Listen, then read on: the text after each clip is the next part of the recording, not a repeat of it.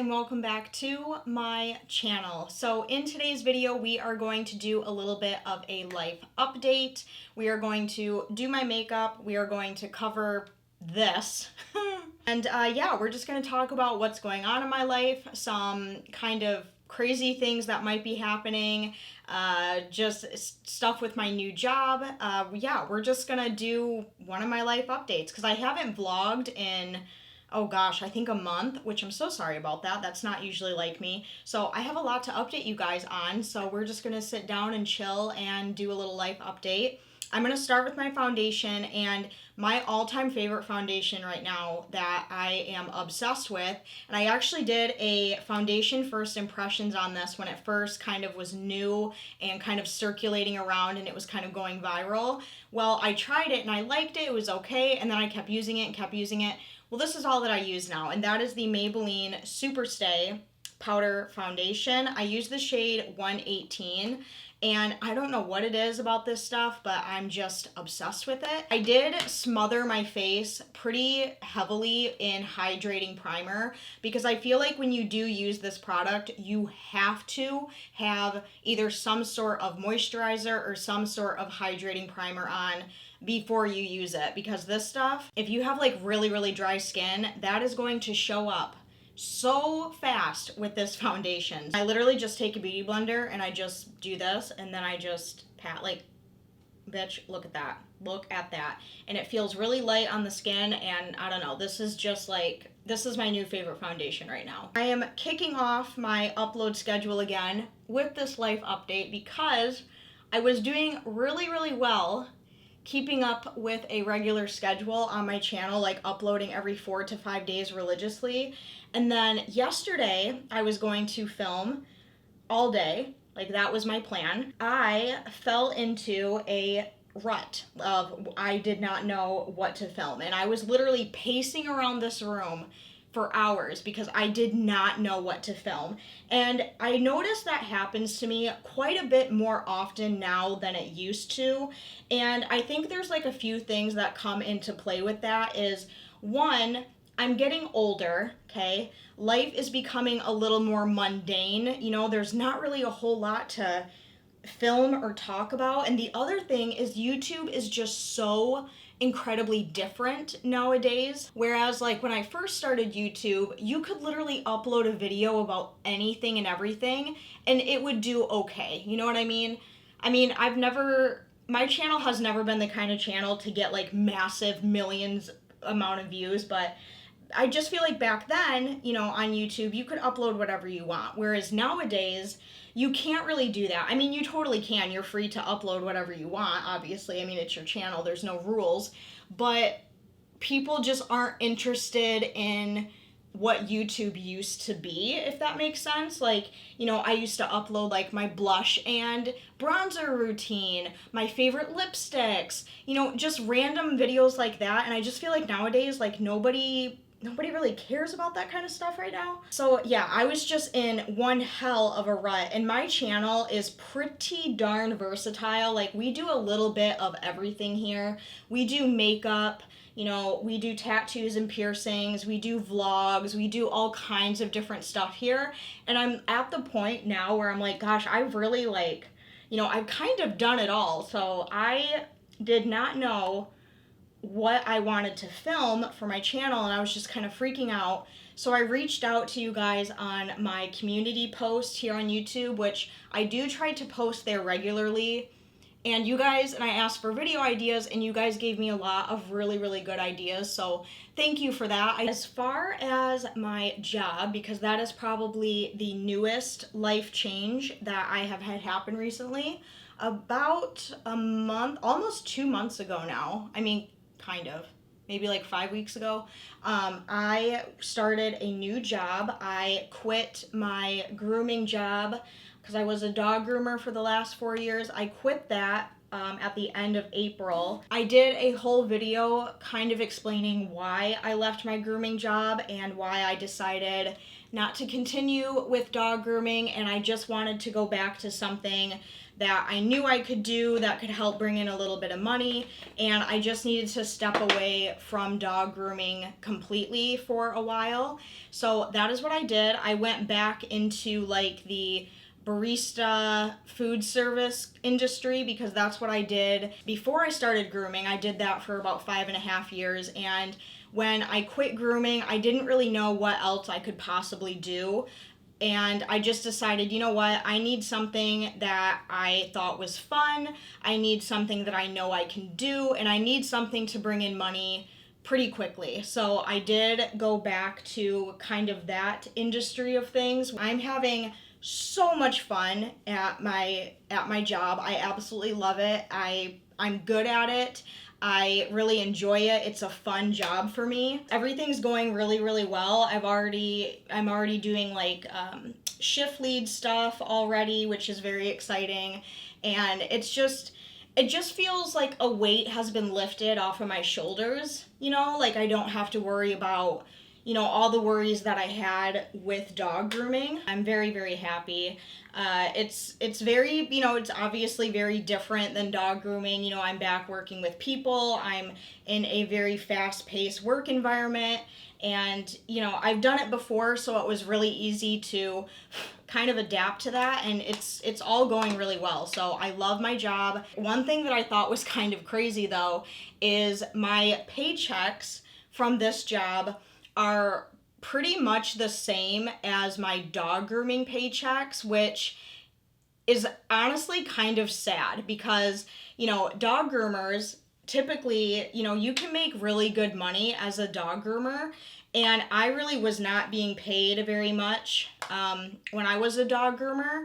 My hourly pay is really not that much different than my job now, and my paychecks are pretty much the same. And why that is so kind of sad and shocking to me is because, dog grooming is a very physically, mentally, spiritually demanding job. It also can be very dangerous. Working with dogs that you don't know, you have the potential of getting bit, you have the potential of just so many bad things happening that could potentially end your grooming career. Like if you get bit pretty badly, like that could pretty much end everything.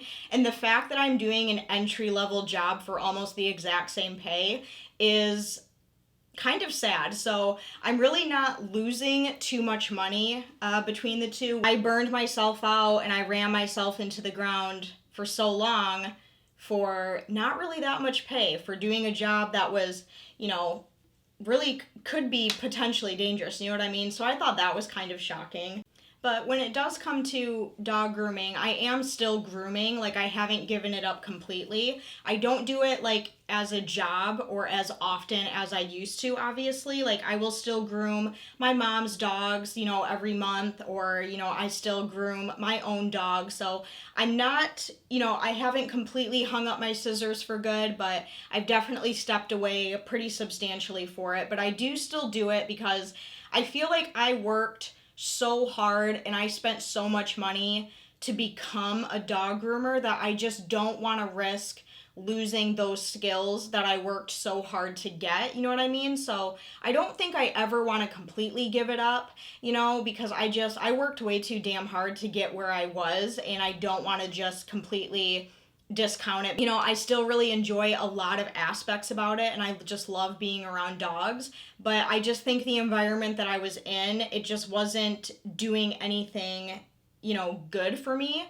So I just had to kind of get out of that, basically. But what's kind of funny about grooming is when I started grooming, I started going around and liking on Facebook. I started liking all the other grooming salons in like a 20-mile radius from me. Just because when you're a groomer, it's good to be aware of like the other businesses around you, what their clientele is, what their skill level is, and kind of get like ideas off of like, oh, what do they use in their salon? I kind of like that. I feel like that would work for me. Or, ooh, I really like how they do their dogs. I'm going to try to do that style on my dogs.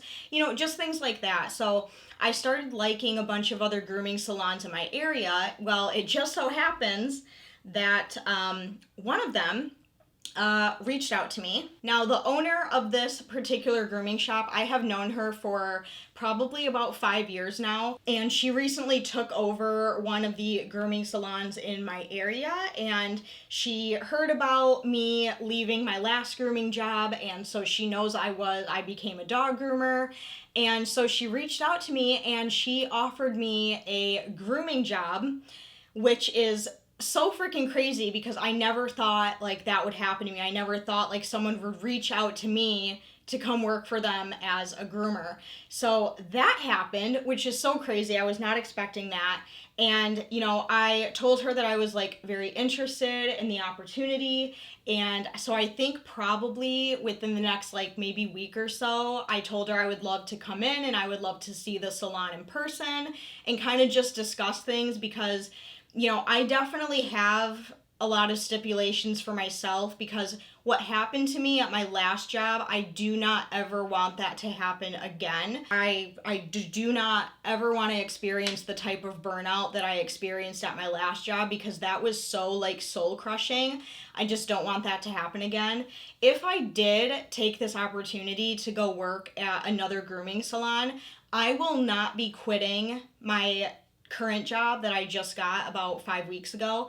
I'm not going to quit that. I'm going to literally have 3 jobs. So I'm going to keep doing YouTube, which is a job for me. I'm going to keep the job that I have now, and I will probably do, if I do take the opportunity, I have not decided yet, that grooming job as a 3rd job because I'm so weird. Like when it comes to me, I can't imagine having one full-time 9 to 5 job. I don't know what it is about me, and this kind of stems all the way back to school. Like, I hated school so much, like being there 5 days a week, 7 to 3:30. It was literally torturous for me. I freaking hated school. And that kind of mentality followed me into adulthood. I do not like the idea of having just one full-time job, doing the exact same thing every single day. I honestly think that that's what leads to a lot of burnout for me. I just cannot imagine having just one job doing the same thing every day. That just sounds like hell, and I don't want that. I am the kind of person where I would much rather have 5 part-time jobs, just so every day it's a little bit different and I don't know what to expect every single day. Do you know what I mean? Does that make sense? So if I do take this opportunity, I will be taking on a 3rd job, which I'm like kind of okay with because like when it comes to like the hustle and bustle, I kind of enjoy it, and that's kind of what I was doing when I first started grooming is I had 3 jobs and it was a lot of fun. Like I really enjoyed it even though I am definitely kind of a lazy person. When I do get myself into like that hustle and bustle, I do really enjoy it. So yes, I did get reached out for the opportunity to groom again, which is very exciting. I'm very flattered.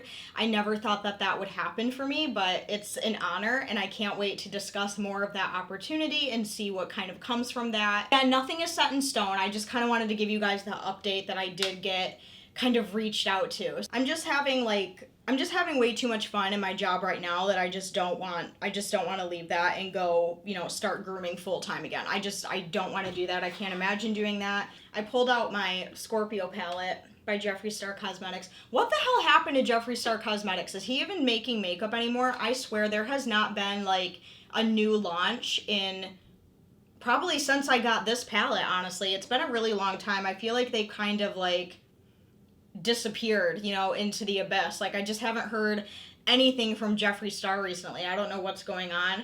I have a prediction that maybe sometime within the next year, Jeffree Star is going to close his brand because he's just so busy doing like his yak farming and shit that I just don't think makeup is like super important to him right now. I'm trying to figure out what colors I want to do. I really like these purples. Do I want to do purple today? Except I can't find my Scotch tape anywhere. And I use Scotch tape to like kind of slice these edges here. But how do I want to do this? Hang on, I'm gonna go find some tape. Okay, so I have absolutely no tape.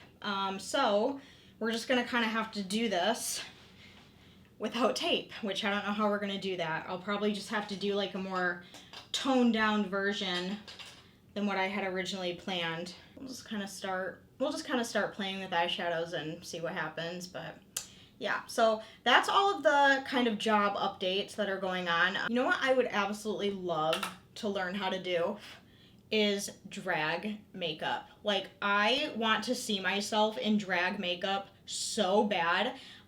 One of my all-time favorite shows to watch, like reality TV or like competition shows, is RuPaul's Drag Race. I absolutely love that show. I started watching it like for the first time ever maybe a couple years ago, and it is such a good show. I've always like knew about it and I've always kind of heard about it, but I never really like watched it. And then I saw somebody kind of compare it to like America's Next Top Model, but like, you know, less problematic.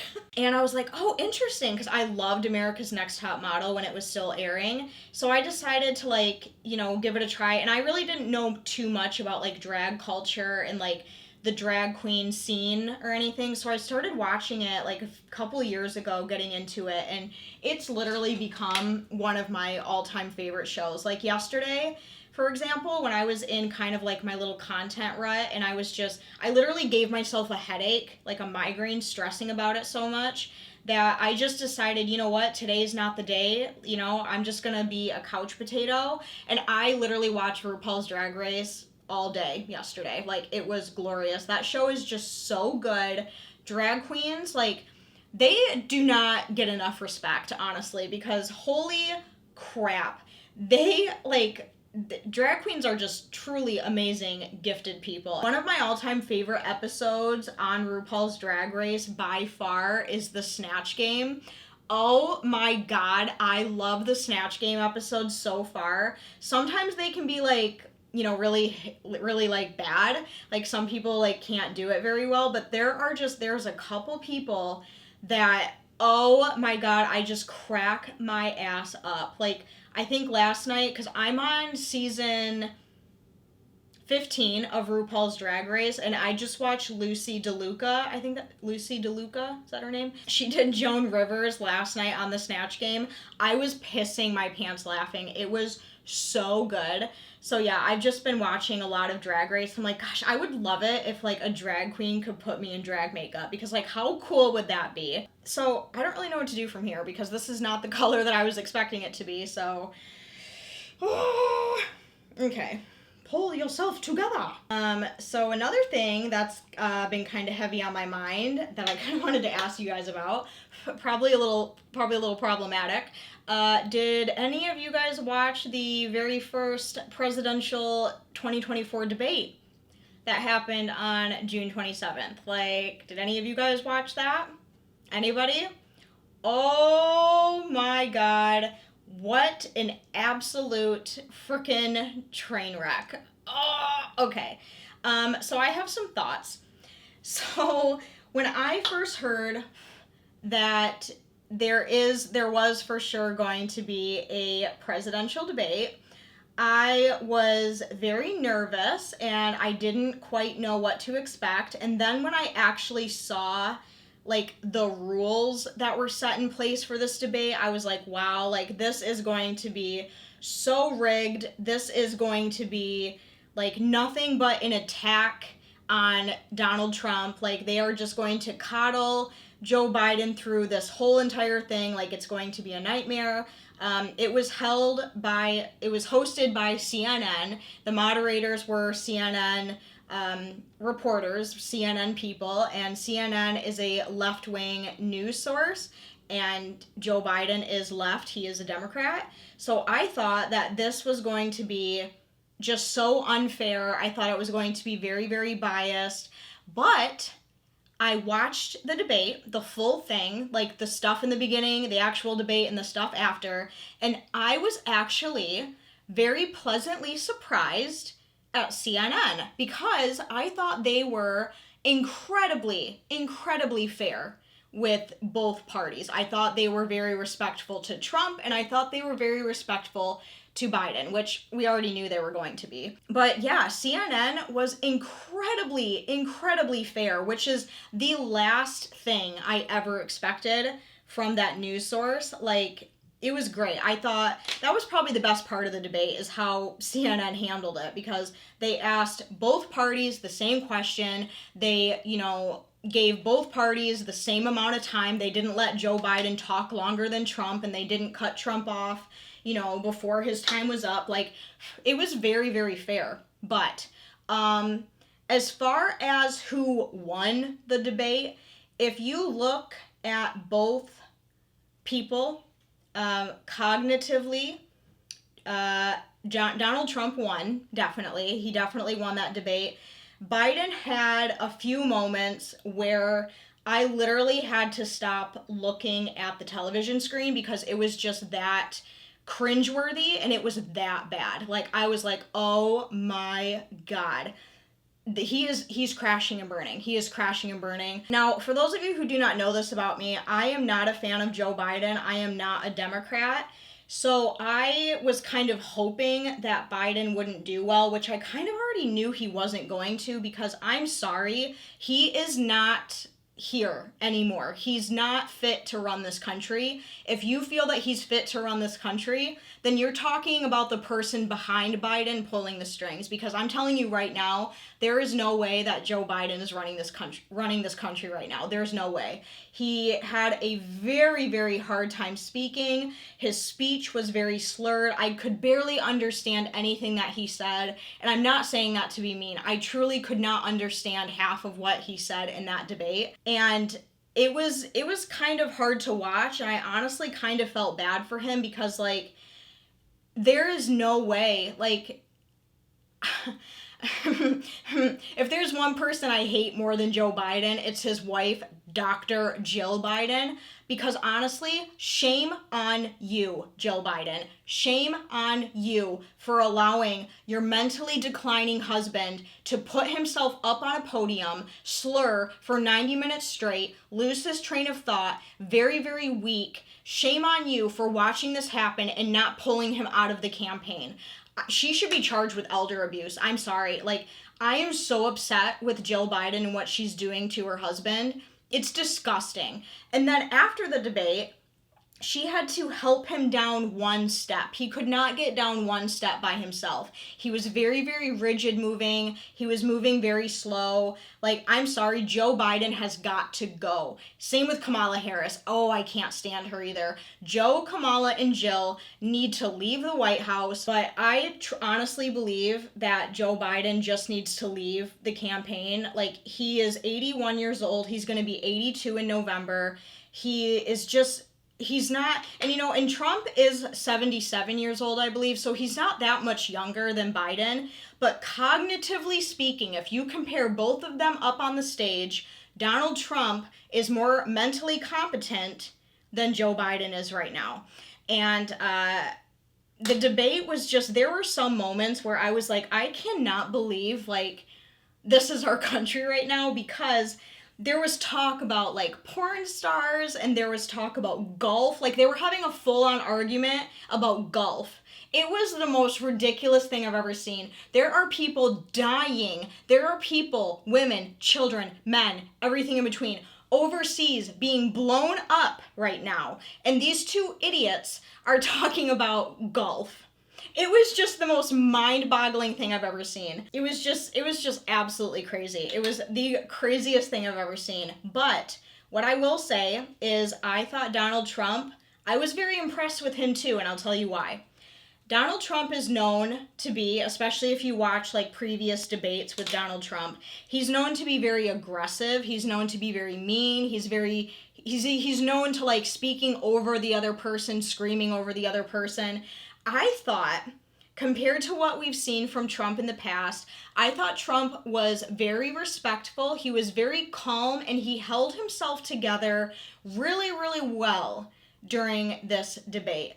I was shocked because even though his microphone was muted when Biden was speaking, I still expected Trump to scream over Biden even though his microphone was off.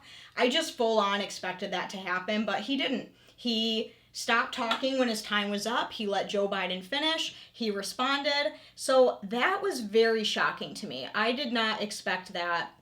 at all. Like, that was amazing. So I do have to give Donald Trump credit for that. Also, when it comes to, you know, very important issues like foreign policy, I loved Trump's foreign policy way more than Biden's. Granted, I don't like anything Biden does, just because Biden he just doesn't know what the fuck he's doing. Excuse me, whoever is telling Biden what to say doesn't know what the hell they're doing. But I thought Trump had a much better foreign policy. I was disappointed because neither one of them really answered the questions fully. Like, they didn't really answer any of the questions as in depth as I would have wanted them to. They just kept wanting to go back and forth and argue with each other as opposed to answering a lot of the questions. So that was a little frustrating. I was like screaming at the TV. I was like, that's not what she asked you. Answer the question. So it was just kind of, I feel like we didn't really get anywhere. We didn't really accomplish anything with this debate. If anything, you know, it just showed America that, you know, we're in trouble. We're in trouble. If Biden stays in office, we're fucked, okay? We are so beyond fucked. And, you know, the Democratic Party is definitely kind of worried and scrambling to try to figure out what to do when it comes to Biden, because after the debate, the Democrats were not happy with his performance at all. And I can totally understand why. I wasn't happy with it either. Was it what I expected? Absolutely. Like, I knew he wasn't going to be able to speak coherently. And I know they were like, oh, he has a cold. Of course he does. Every time he has a mess up on stage, they always blame it on some sort of sickness. Oh, he's tired. He has a cold. Like, shut the fuck up. He does not have a damn cold, okay? He's just old and can't speak. And I mean that with all due respect. I truly think that Biden needs to retire. He needs to just spend his final months, days, years somewhere in retirement not being the president of this country, okay? He was just absolutely terrible. I know exactly who I'm voting for, and so I'm going to be totally honest with you guys. In my almost 31 years of life, I have never voted in an election before. Never. Mostly because I didn't really care that much. I have never been more involved in politics before than I am right now. This November will be the first election that I ever vote in, and I know who I'm voting for, okay? And it's not Biden. Now, I'm still keeping my eyes and ears open for Robert F. Kennedy Jr. because I heard he is running as an independent.